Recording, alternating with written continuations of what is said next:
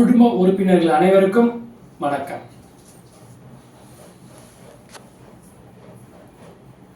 இன்னைக்கு நான் எதை பத்தி பேச போறேன்னா, நம்ப முடியாத மனோ தத்துவங்கள், அதை பத்தி தான். இப்ப நம்ம ஒருத்தவங்களை புரிஞ்சுக்கிறதுக்கு அவங்க பக்கத்துல இருந்து ரொம்ப நாள் ஆகணும்னு அவசியம் கிடையாது. ஈஸியா ஐடென்டிஃபை பண்ணலாம். ஸோ உங்க குடும்ப உறுப்பினர்கள்ல நான் சொல்லக்கூடிய இந்த பாயிண்ட் அப்படியே ஆகுதுன்னு பாருங்க. அதுல இருந்தே நம்ம ஒரு சில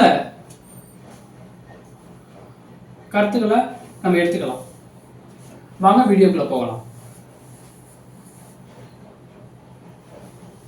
மனோதத்துவம் அப்படின்னா என்னன்னா, நம்ம ஒருத்தவங்களை பத்தி புரிஞ்சணும், நல்லா தெரிஞ்சுக்கணும் அப்படின்னா அவங்கள பத்தி ரொம்ப நெருக்கமா இருக்கணும்னு அவசியம் இல்லை. நம்ம அவங்க கூட பயணிச்சு வந்தாலே போதும். அதை நம்ம எப்படி புரிஞ்சுக்கிறது, மனோதத்துவ முறையில எப்படிலாம் நம்ம ஒருத்தவங்களை பத்தி புரிஞ்சுக்கலாம் அப்படிங்கிறத பத்தி தான் இந்த வீடியோ முழுக்க சொல்ல போறேன். ஸோ இது வரைக்கும் நம்ம வீடியோ சப்ஸ்கிரைப் பண்ணாம இருந்தீங்கன்னா சப்ஸ்கிரைப் பண்ணிருங்க. அதாவது இப்ப உங்களுக்கு நெருக்கமான ஒருத்தர் உங்களுக்கு ரொம்ப பிடிச்சிருக்கு அப்படின்னா அவருடைய கோபம் எத்தனை நாள் இருக்கணும்?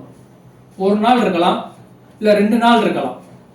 அதிகபட்சம் போனா 3 நாளைக்கு மேல இருக்கக்கூடாது. அப்படி போச்சு அப்படின்னாலே அவருடைய அன்பு என்பது ஒரு வெளிப்படையா ஏதோ சம்பிரதாயத்துக்கு உங்க மேல உண்மையான அக்கறை வச்சிருந்தாங்கன்னா அதனுடைய கோபங்கள்லாம் 3 நாளைக்கு மேல போகவே போகாது. எவ்வளவு கோபம் வேண்டுமானாலும் இருக்கட்டும், 3 நாளைக்கு மேல தாண்டாது. உண்மையான பாசம் இருக்கிறவங்க கண்டிப்பா 3 நாளைக்கு மேல தாண்டவே தாண்டாது. நெக்ஸ்ட் பார்த்தோம் அப்படின்னா, இப்போ உங்களை பத்தி தெரிஞ்சுக்கணும், உங்களை பத்தி புரிஞ்சுக்கணும் அப்படின்னா, சப்போஸ் எனக்கு உடம்பு வலிக்குது, மேல் வலிக்குது, உடம்பு கொஞ்சம் ஒரு மாதிரி சஃபரா இருக்கு, ஏதோ ஒரு மாதிரி உடம்பு ஃபீல் பண்ணணும் அப்படின்னா நம்ம கண்ணை காட்டி அழுது புலம்புறதுனால அவங்க புரிஞ்சுக்க முடியாது. எப்போ உங்களுடைய உடம்புக்கு ஏதோ ஒரு வேதனை வருது, ஏதோ ஒரு தொந்தரவு வருதுன்னா உங்களுடைய அந்த கண்ணு அசைவு இருக்குல்ல, அதை வச்சே அவர் தெரிஞ்சுக்குவார். அதுதான் மனோதத்துவ முறை. நெக்ஸ்ட் பார்த்தோம் அப்படின்னா, இயல்பா பெண்கள் எப்பொழுதுமே சின்ன வயசுல சரி, அதான் சொல்லுவாங்கல்ல, வாயாடி பெத்த பிள்ளை, இந்த பொம்பளை பிள்ளை பேசுற பேச்சா அப்பா பேசுறத தாங்கவே முடியாது அப்படிம்பாங்க. இது எப்படி தெரியுமா இருக்கு? சின்ன பிள்ளையில, அதாவது பொதுவா ஆண்களை விட பெண்கள் வாசிக்கும் திறன் கொண்டவர்கள். அதனால என்னமோ தெரியல, வாயாடி பெத்த பிள்ளை அப்படின்னு சொல்லுவாங்க. இது இயல்பான ஒன்று. இப்ப நிறைய ஃபங்க்ஷன்லாம் பாத்தீங்கன்னா பெண்கள் தான் நிகழ்ச்சிகளை தொகுத்து வழங்குவாங்க. நெக்ஸ்ட் பார்த்தோம் அப்படின்னா, ஆணுக்கு இவ்வளவு பெரிய மூளை, பெண்ணுக்கு இவ்வளவு பெரிய மூளை அப்படிலாம் எதுவும் இல்லைங்க. ஆணா இருந்தாலும் சரி, பெண்ணா இருந்தாலும் சரி, மூளை ஒரே 2 பேருக்கும் சமமா தான் இருக்கும்.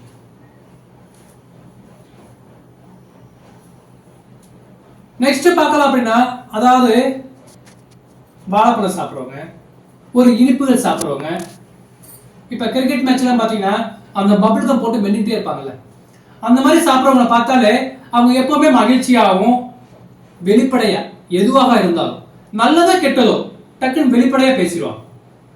அந்த குணம் உள்ளவர்களா மட்டும்தான் அதிகமா அந்த மாதிரி வாழைப்பழம் சாப்பிடுறவங்க, இனிப்புகளை சாப்பிடுறவங்க, அந்த ஸ்விங்கம் சொல்லுவாங்கல்ல, அவங்க மாதிரி சாப்பிடுறவங்க எல்லாருமே வெளிப்படையா இருப்பாங்க, எப்பவுமே மகிழ்ச்சியாகவும் இருப்பாங்க.